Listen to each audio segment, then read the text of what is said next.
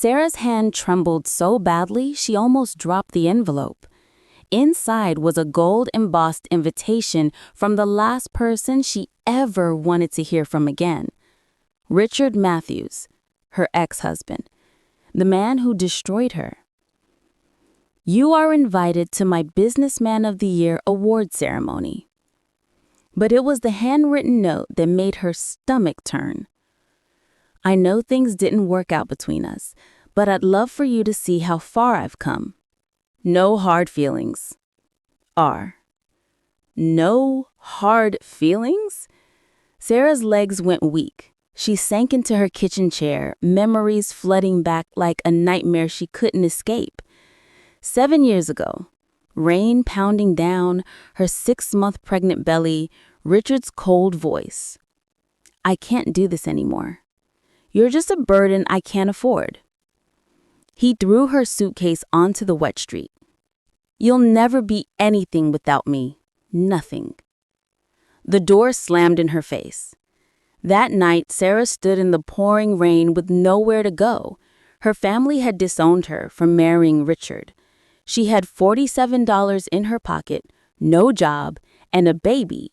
No, 3 babies growing inside of her that she didn't even know about yet. She slept on a church bench that night, crying so hard she thought she might lose the pregnancy. She begged God for help, for a sign, for anything. At her lowest point, wet, cold, and broken, Sarah made herself a promise.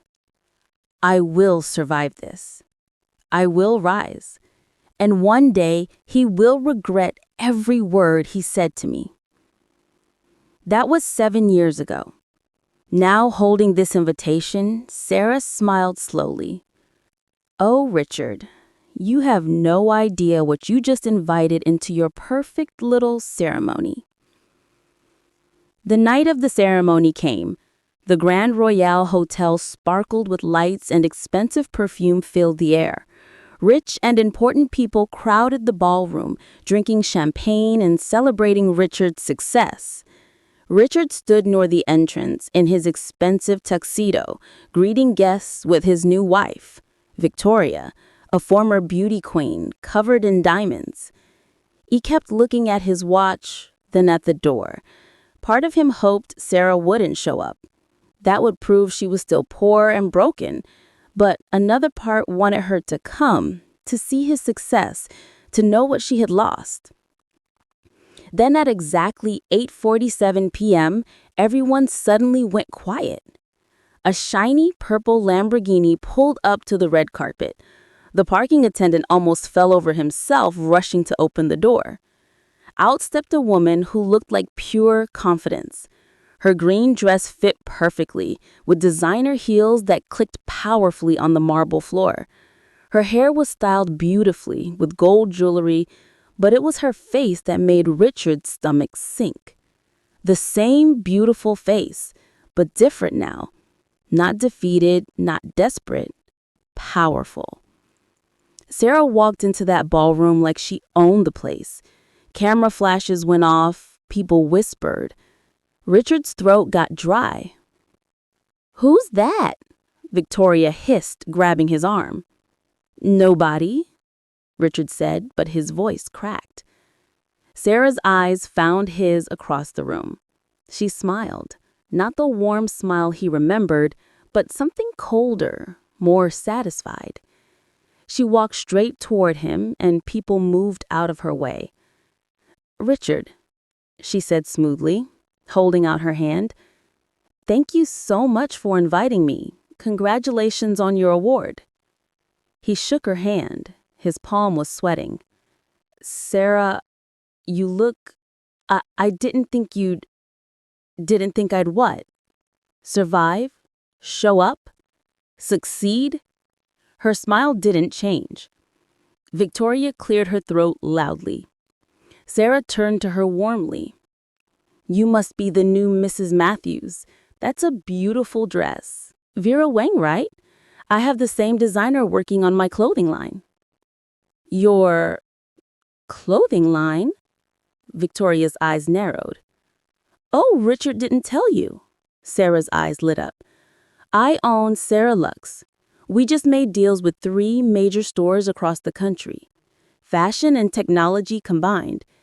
It's doing really well. Richard felt dizzy. Sarah Lux? That Sarah Lux?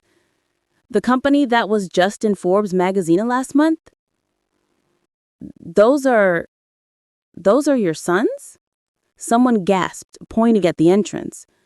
3 handsome young boys walked in, wearing matching suits.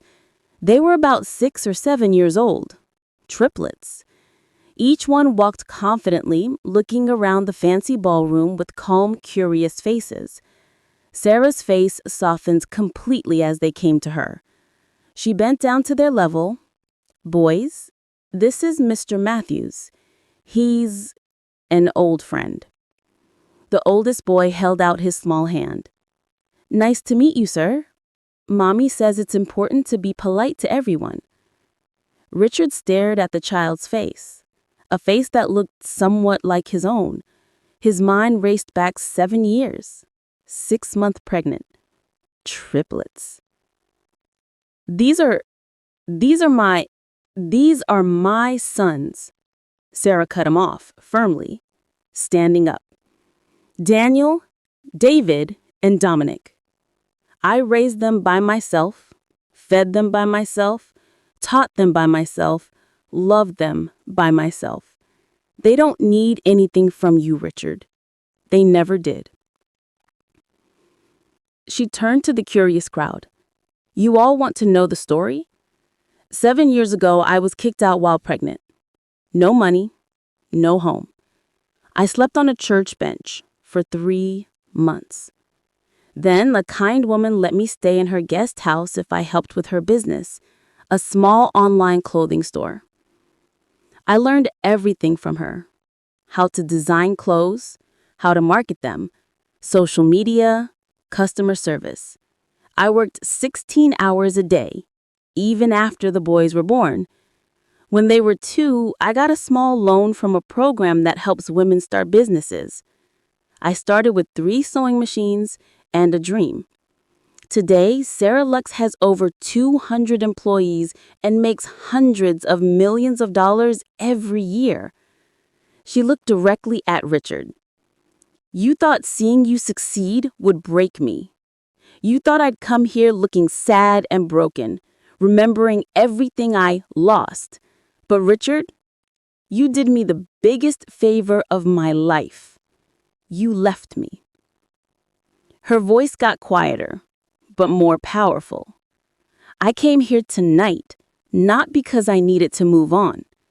I came because I wanted you to see what I built after you rejected me. I wanted you to understand that you didn't destroy me. You set me free.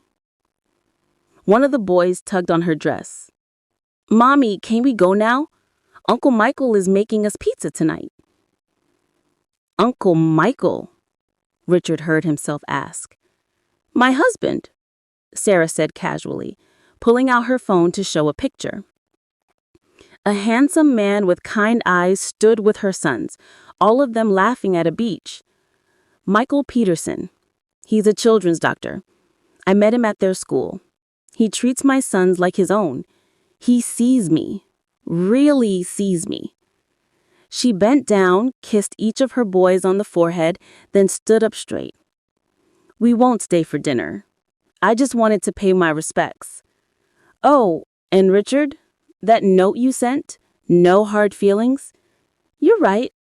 I have no hard feelings towards you at all. Actually, I have no feelings about you whatsoever.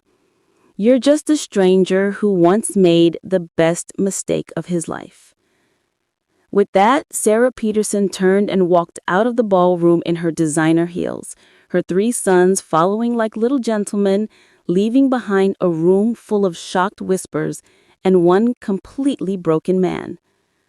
Richard stood frozen as Victoria grabbed his arm. Richard, what just happened? Who was that woman really? He couldn't answer. He could only watch through the big windows as Sarah helped her boys into the Lamborghini, where a man got out to help them, kissing Sarah on the forehead, before they all drove away together. His award ceremony continued. He gave his speech. People clapped. But Richard Matthews, Businessman of the Year, felt like the poorest man in New York. Because he finally understood what he had lost. Not just a wife, not just a partner, but a queen who would have built a business empire with him. Instead, she had built one without him. And that made all the difference. The end. Sometimes the best revenge is no revenge at all. It's becoming so successful that your past doesn't matter anymore.